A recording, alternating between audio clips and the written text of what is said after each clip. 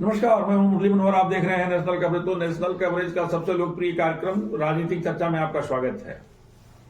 आज हमारे साथ एक ऐसे शख्सियत जो है चर्चा करने के लिए राजनीतिक मंच पे आए हुए हैं, जो भारतीय जनता पार्टी के वरिष्ठ नेता हैं, इलाहाबाद हाई कोर्ट के अधिवक्ता हैं, शासकीय अधिवक्ता हैं और घोसी लोकसभा 70 घोसी लोकसभा से टिकट के प्रबल दावेदार हैं। दावेदार ही नहीं है, ये माना जा रहा है कि अगर किसी पिछड़े पर बीजेपी दाव लगाएगी तो अशोक राजभर उसमें सबसे आगे होंगे। आज हमसे चर्चा करने के लिए राजनीतिक चर्चा में जो है एडवोकेट अशोक राजभर जी जुड़ चुके हैं। आपका स्पष्ट कहना है कि जनता के जज्बात को मैं जानता हूं, समझता हूं और जनता के जज्बात पर खरा उतरने का हर संभव प्रयास करूंगा। इन तमाम बिंदुओं पर चर्चा करने के लिए अब हमारे साथ जो है अशोक जी जुड़ चुके हैं। जी, आपका नेशनल कवरेज में बहुत बहुत स्वागत है। आप हाई कोर्ट के एक अच्छे अधिवक्ता हैं, शासकीय अधिवक्ता हैं, उसके बावजूद भी आप राजनीति में क्यों आए? धन्यवाद। राजनीति समाज सेवा करने का एक सरल माध्यम है। इसके माध्यम से जो है हम निचले स्तर तक सेवा कर सकते हैं और निचले तबकों का जो है कल्याण और विकास कर सकते हैं। आप हमेशा एक बात कहा करते हैं कि हम जनता के जज्बात को समझते हैं। सही भी है, आप हाई कोर्ट के वकील हैं। जनता की मजबूरियों को, जनता के जज्बात को, जनता की परेशानियों को भी आप पूरा समझते हैं।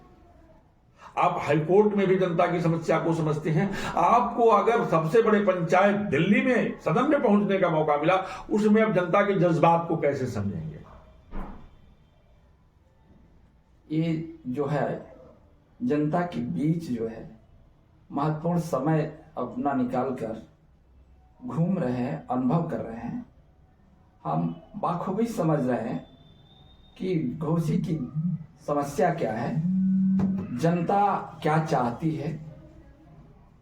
हर समस्याओं का जो है देश की बड़ी पंचायत में जो है ईमानदारी पूर्वक रखने का काम करेगा। आपने भारतीय जनता पार्टी क्यों चुना? भारतीय जनता पार्टी एक ऐसी पार्टी है जो अपने से जुड़े हुए सभी व्यक्ति को परिवार मानती है और भारतीय जनता पार्टी एक राष्ट्रवादी विचारधारा से जुड़ी हुई पार्टी है और राष्ट्रवाद का एक सशक्त माध्यम है और उसका प्रत्यक्ष परिणाम है कि राष्ट्र जो है उन्नति की तरफ अग्रसर है। इसलिए मैं भारतीय जनता पार्टी का जो है राजनीति करने का माध्यम। अगर भारतीय जनता पार्टी ने आपके ऊपर विश्वास जताया, आपको 70 घोसी लोकसभा से अपना उम्मीदवार बनाया, तो आप सबसे पहले चुनाव जीतने के बाद घोसी के जनता के लिए क्या करेंगे? मेडिकल कॉलेज,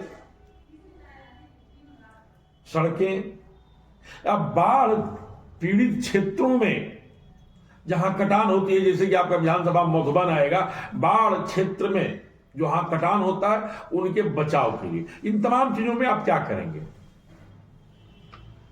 पहले तो हम प्रयास करेंगे कि घोसी का सार्वभौमिक विकास हो।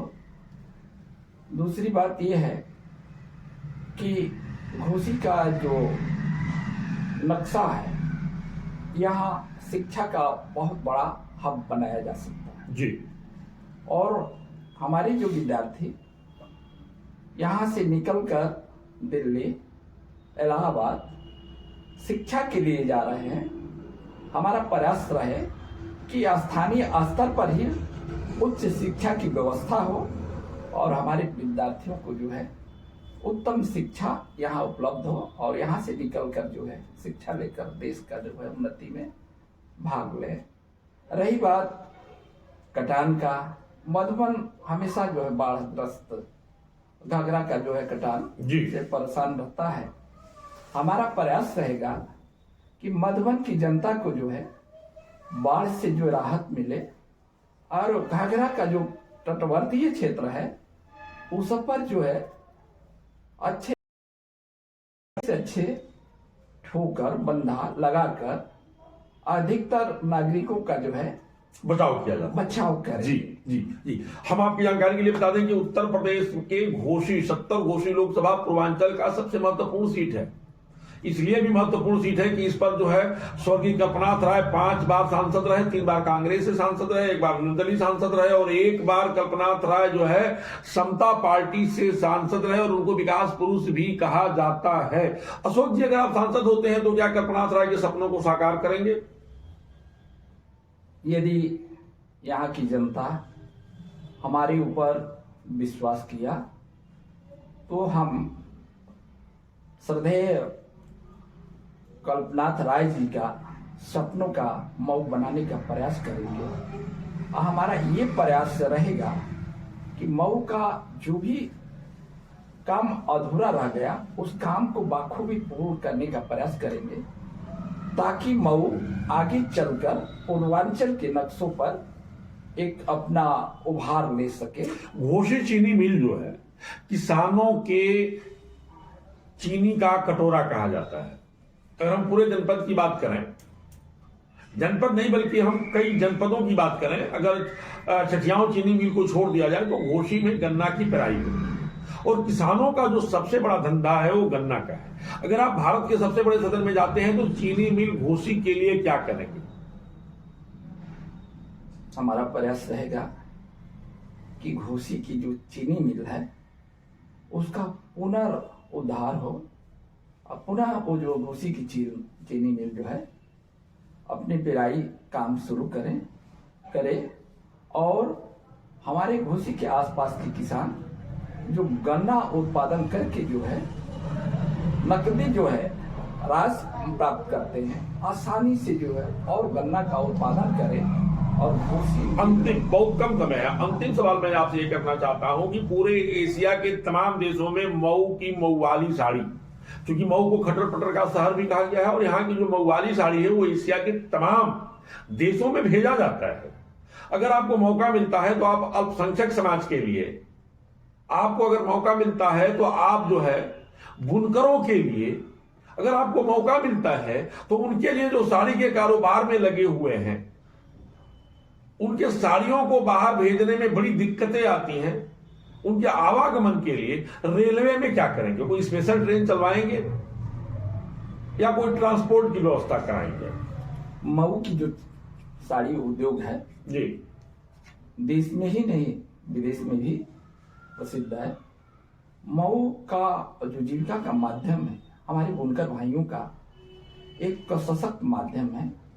हमारा प्रयास रहेगा कि यहाँ की जो साड़ियाँ जो है और उत्तम बने और उनका जो है बाजार और दूर तक जाए।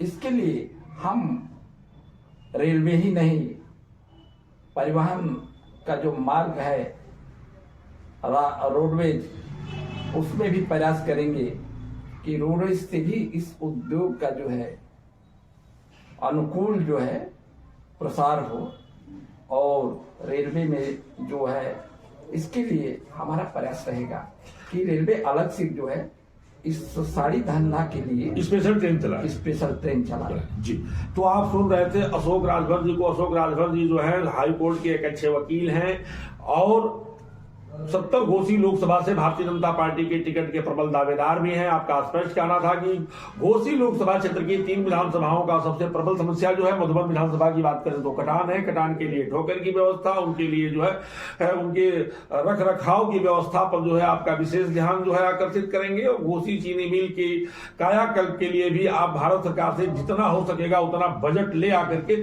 उसके विकास के लिए भी काम करेंगे। और मऊ के बुनकर भाइयों के लिए भी जो है स्पेशल ट्रेनें चला करके दिल्ली और बंबई उनकी साड़ियों को भेजने का काम किया जाएगा, ताकि विदेशों में जो है इस व्यापार को जो है नया रूपरेखा दिया जा सके। मुरली मनोहर पांडे के साथ बने रहिए मेरे साथ।